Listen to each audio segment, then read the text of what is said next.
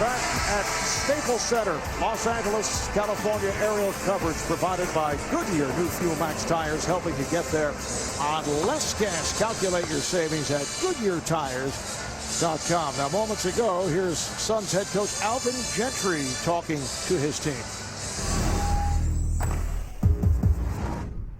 I told you guys, all we had to do was survive that onslaught, and Kobe made 3 threes. That was fine, but we got the game very workable. I mean, very workable. We hadn't played anywhere close to what we can play offensively. Now we got to play. This is a half where we got to play, all right? And we got to play the way we play. We didn't play the way we played that half, guys.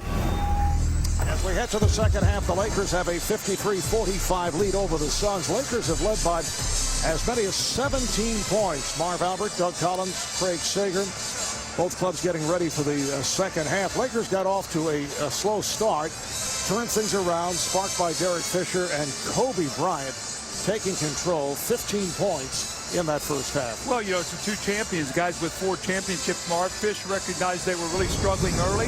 He had 11 points in the first quarter to help jumpstart them. And then it was Kobe. This was an incredible hanging shot over Goran Dragic in the lane. You heard Alvin Gentry talk about the 3 threes that Kobe hit. He had 13 in the second quarter, and then Gasol goes to work against that zone, looking inside opposite. Derek Fisher, once again, as I said, he had 11 in the first quarter, so he and Kobe combined for 28. And then it was Lamar Odom and Pau Gasol that had 21. And then the Suns bench, how about this? They had 34 points in the first half of Game 4, 54 points total. Tonight, only 2. And they really got bogged down. You heard Charles talking at halftime about this, a unit that has to play fast. And I thought the switching defense of the Lakers really bogged the Suns down. Too much dribbling, not enough ball movement, not enough bodies moving. Richardson on the drive. Lopez rejected. Third quarter underway. Both teams back to their starting lineup. Here's Bryant. Stoudemire trying to knock it aside. Bynum is fouled. We talked about the lack of production by the Suns bench to this point. They've been outscored by the Laker bench 16-2, which is quite a turnaround from what took place in Game 4. Yeah, 54-20, and more importantly, Marv, they never got involved offensively at all. And I credit Phil Jackson. He put Sasha Vujic in the game. He did a great job on Dragic, kept him from penetrating, and actually Farmar did a nice job against Barbosa. So both those guys came in, really helped that bench defensively, and the Suns bench didn't even get any shots at the basket. First point on the night for Bynum.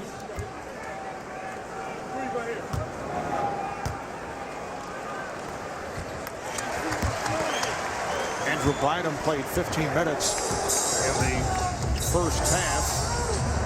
Phil Jackson saying that Andrew said the knee is feeling better. Obviously, it will be far off 100%. He's playing through that right knee. Lopez called for steps. Robin Lopez having a tough time here tonight. He played so well over the first 3 games. Let's check in with Craig Sager. Craig. Well, after talking to his team, Alvin Gentry then met with Dr. Tom Carter, the team physician for the Phoenix Suns. He gave him some anti-nausea medicine, but also said he was dehydrated, needed an IV. So the Lakers doctor, Dr. Steve Lombardo, made a house call. The two of them went over, gave him an IV. We thought he would miss the first part of the third quarter and that Bill Cartwright would take over. However, he was able to come back on the bench. Alvin actually looking a bit better as we observe him talking to his team. Good job here by the Suns. 24-second violation called on the Lakers. Marv, you spoke a little bit while ago about Robin Lopez. He's not been able to get in sync tonight. He's had a few shots blocked. And what's happened now, he's looking around. One time he got called for traveling. You just got to go up strong. And a couple times he just sort of flipped that ball at the basket. You're an 88% free throw shooter. Throw your body in there, get fouled, get to the line. Phoenix took the early lead. At one point, they were up 17-10. They hit 6 of the first 12 shots, hit a couple of threes, but they have been a 3-point drought, not even looking for threes. Stoudemire, yes. Amari playing with 3 personal fouls, picked up that third just a moment ago, but the Suns are within 8. Game 5 of this best of 7 Western Conference final, all even at 2. Kobe Bryant continues the excellent shooting. 17 points in all, 6 of 12 from the floor. Here's Nash with a runner. And he has shot the ball so well here tonight. I love that shot. Every young guard watching Steve Nash, you get that little running 1-foot shot. It's a deadly shot, especially when you're going to the basket and you can pull up and get that shot off before you get to the shot blockers. Artest blocked. Richardson got a piece of it. Fisher for 3. Deflected out by the Lakers. It's a little 1-footer. It's like a running layup, but you don't have to stop where the defender can catch up with you. If you pull up on that to shoot a jump shot, Fisher can get on that outside hand and bother you from behind. Nash's pass broken up. It'll be Phoenix ball. This is the most fluid that Nash has looked in this series. He was having difficulty getting shots over the first 4 games. And I think, Marv, it's because they're playing him differently. They're not, that big guy's not showing out as much. They're not chasing him in from behind. They're making him look to shoot 2-point shots tonight. They're trying to take away his assists. Nash. Back comes Bryant. Met by Hill and Nash. Fisher able to curl his way around the 7-footer Lopez. Terrific game for Derek Fisher. Nash looking to avoid the big man, and then he's pushed by Bynum.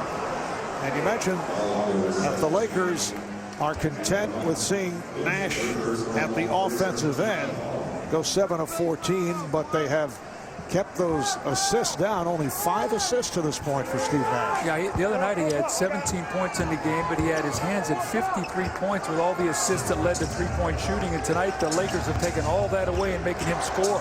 Shot clock to 3. Stoudemire trying to squeeze it through. It gets the call, and the Lakers upset.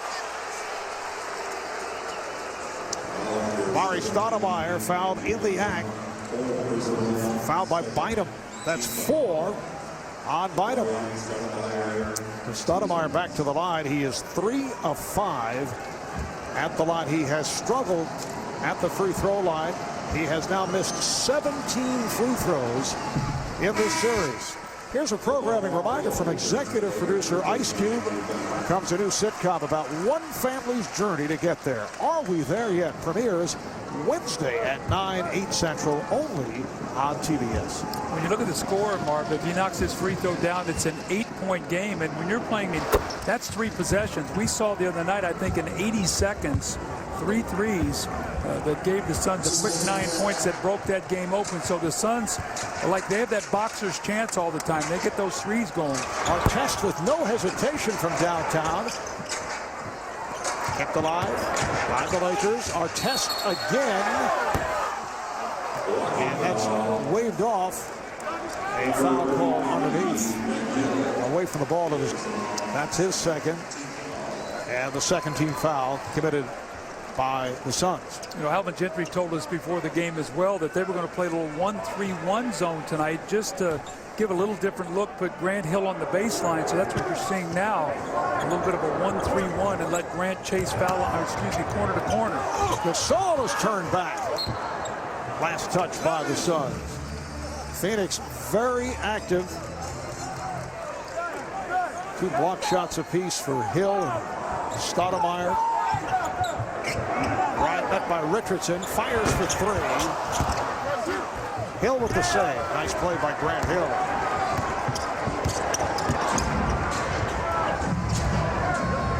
Stoudemire. Played by Gasol. Goes right at him. Has to throw back the other way. He's called for the travel. See, Robin Lopez has got to dive to the basket because coming over to plug the middle and help out.